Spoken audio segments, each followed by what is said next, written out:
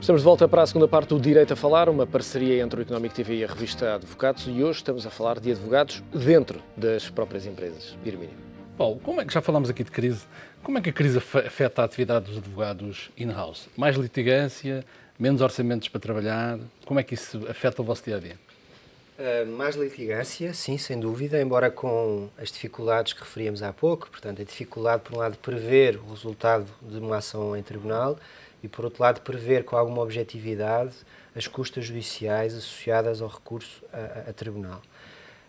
E também limita os orçamentos, sem dúvida. A disponibilidade que eu senti há uns anos atrás para recorrer a serviços jurídicos especializados tem vindo a diminuir. E, portanto, nós temos cada vez menos tempo e menos recursos, tanto internamente como externamente, para, no fundo, ajudar a decisão por parte da administração. E, portanto, o nosso trabalho tem de ser cada vez mais eficaz, tem de ser feito de uma forma mais rápida e, enfim, tentamos manter os mesmos níveis de qualidade. Esforço-me todos os dias para que assim seja, não sei se consigo, mas sim, isso nota-se claramente. Numa empresa como a Vodafone, onde temos, enfim, mais de 6 milhões de clientes, é natural, só em Portugal, obviamente, é natural que a crise afete também os nossos clientes e, portanto, temos, enfim, uma tendência crescente de recorrer a tribunal. Embora nós tentamos sempre, na Vodafone, resolver os assuntos fora do tribunal, portanto, numa fase pré-contenciosa, falando com as pessoas, tentando ajudá-las através de mecanismos de pagamento faseado das dívidas para que não seja necessário ir a tribunal. Portanto, o recurso a tribunal na política da Vodafone é mesmo a última ratio e, portanto, só vamos para o tribunal quando não resta outra alternativa. Luciana, no caso da AXA também, aumenta a litigância com a crise? Sim, mas curiosamente o paradigma é um bocadinho diferente. Como o nosso problema não é tanto de cobranças, como imagino que seja o da Vodafone, porque o seguro, de acordo com a nova lei de contrato de seguro, só entra em vigor a partir do momento em que está pago. Aí são especificidades do setor onde as empresas atuam a trabalhar. Sem dúvida. Nós também temos os pré-pagos, não é? Ou seja, a maior parte dos clientes são pré-pagos e, portanto, só, no fundo, há um pré-pagamento que diminui também muito a fase de litigância. Mas desculpe interromper. Não, de todo. Agora, na atividade seguradora, um dos problemas que é crescente é a fraude e as tentativas de fraude, e que aí sim nos levaram a aumentar a imensa litigância, porque é uma questão de princípio, independentemente até dos custos que possa ter a ação depois em tribunal. O facto é que é mesmo uma questão de princípio combater esse tipo de situações, não só pela rentabilidade da própria empresa, mas pela defesa dos outros clientes, que quase ninguém se lembra que quando está a fazer uma fraude, somos todos nós como clientes que na próxima fatura de seguro acabamos por pagar o preço daquele sinistro que no fundo não era devido.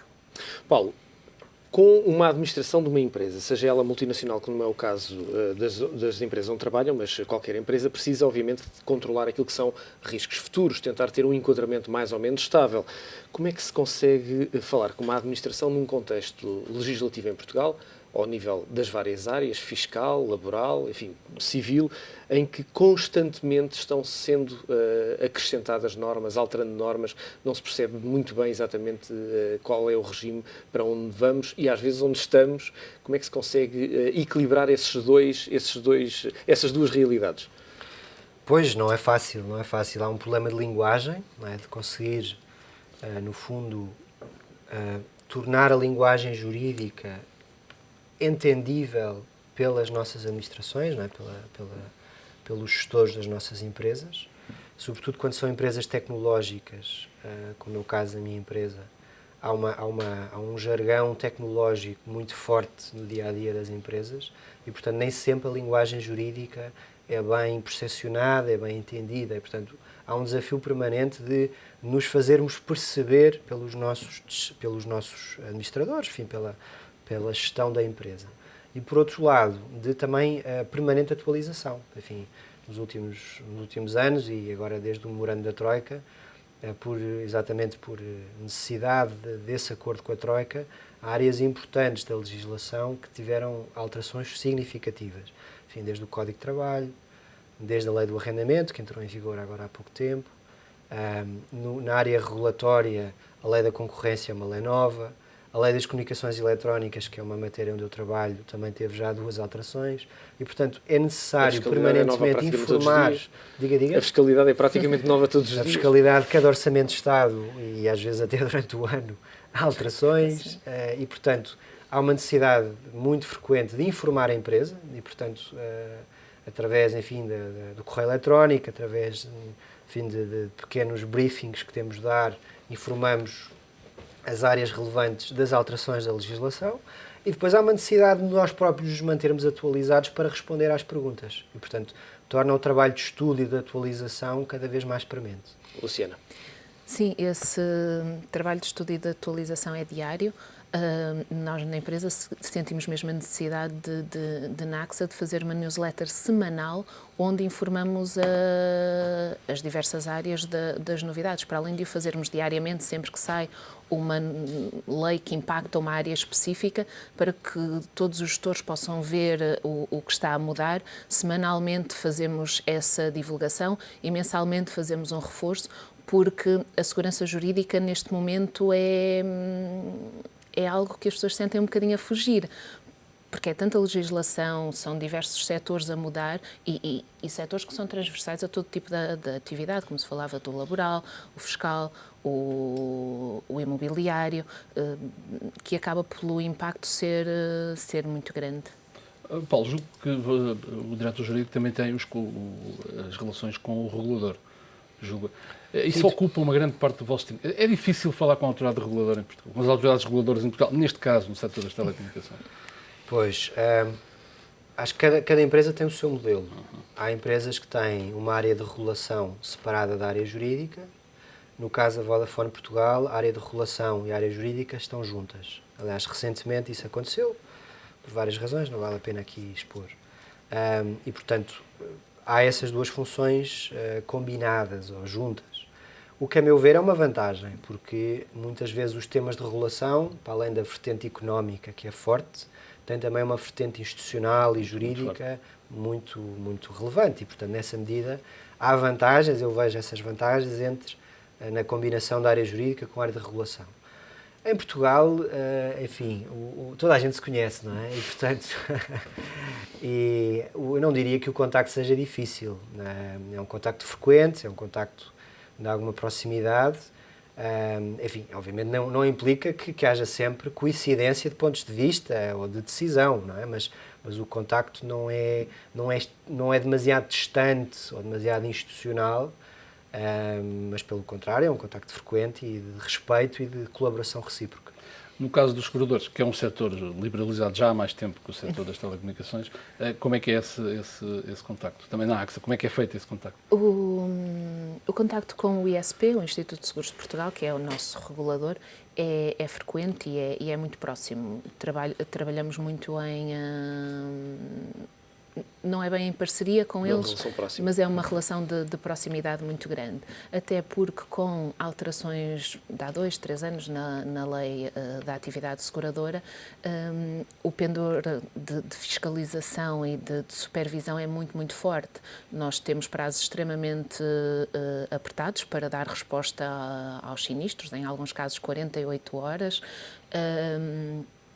de reclamações em 10 dias temos de dar essas respostas com conhecimento do regulador, portanto eles estão sempre muito próximos da nossa realidade e têm, fruto dessa supervisão atenta e próxima, um insight, digamos assim, dentro das seguradoras muito grande. Sabem, conhecem-nos e do trabalho diário acabam por serem eles a sugerir melhorias e também a ajudar-nos a encontrar soluções.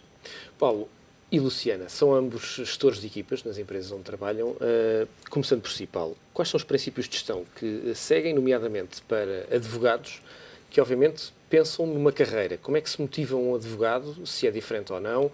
Que princípios de gestão é que eventualmente lhes dão, que nas sociedades de advogados eventualmente não é necessário dar, ou será necessário dar?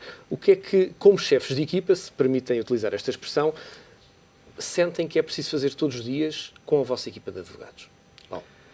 Enfim, em primeiro lugar, eu penso que um jurista, um advogado, não é um trabalhador como outros qualquer. na medida... Eu privilegio muito a independência técnica e jurídica das pessoas que trabalham comigo. E, portanto, dar ordens ou direcionar determinados pareceres ou determinadas opiniões jurídicas, eu procuro não fazer, porque respeito a opinião jurídica, técnica, daquele advogado, daquele jurista que trabalha. Enfim, tal como um médico, tal como um economista, há ali uma autonomia, há uma independência técnica que penso que deve ser preservada mesmo dentro das empresas. Porque há muita ideia que o contrato de trabalho limita a independência.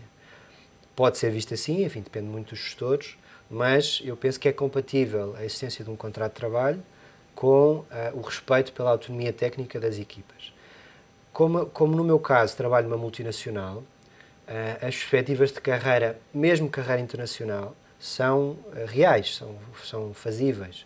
E nessa medida, enfim, várias vezes chama a atenção para as pessoas que trabalham comigo que é possível, se eles quiserem, ter uma carreira internacional. E, portanto, os horizontes em Portugal são interessantes. Eu acho que, enfim, para além desta crise do curto prazo, a economia portuguesa, as empresas portuguesas têm todas as condições para ter um futuro, enfim, otimista e positivo à nossa frente, mas também do ponto de vista internacional, ser advogado numa grande empresa como é o caso da Vodafone, com 180 milhões de clientes em todo o mundo, enfim, há oportunidades que se geram todos os dias, é preciso estar atento a elas, é preciso falar outras línguas, é preciso ter uma mente aberta, uma mente aberta à inovação, à tecnologia, a outras culturas, para que essa carreira internacional, no caso de haver interesse para isso, seja uma realidade. Luciana, como é que se faz esta gestão de independência técnica com dependência laboral? Aqui a dependência é meramente laboral. Como dizia o colega, eu também não interfiro na independência técnica de cada um dos meus colaboradores. Pelo contrário, o que eu tento promover é muita discussão sobre os temas e muita partilha, porque normalmente a pressão do dia-a-dia nas nossas áreas leva-nos a tentar focarmos um bocadinho no trabalho que estamos a fazer, mas a discussão e a partilha das situações, dos conhecimentos, faz com que o trabalho seja melhor e saia sobrevalorizado. O nosso também é um grande grupo e, portanto, também as pessoas têm a oportunidade de carreiras internacionais quando querem, e temos até práticas muito interessantes de short-term mobility, de poderem ir passar 2 meses ou 3 ou 4 a outro país, conhecer realidades diferentes. Claro que em áreas jurídicas é sempre, a legislação de cada país é diferente, mas ajuda as pessoas a desenvolverem a outra vertente mais de gestão, de cultura de empresa, de realidades diferentes, de diversidade, e quando retornam voltam sempre com imensas ideias novas, conceitos diferentes, e é uma mais-valia muito grande. No caso quando precisam de recrutar gente para as vossas equipas, vocês envolvem-se no processo, é um processo conduzido pelos recursos humanos, como é que isso exigem algumas características específicas às pessoas que vão contratar? Luciana, como é que isso funciona?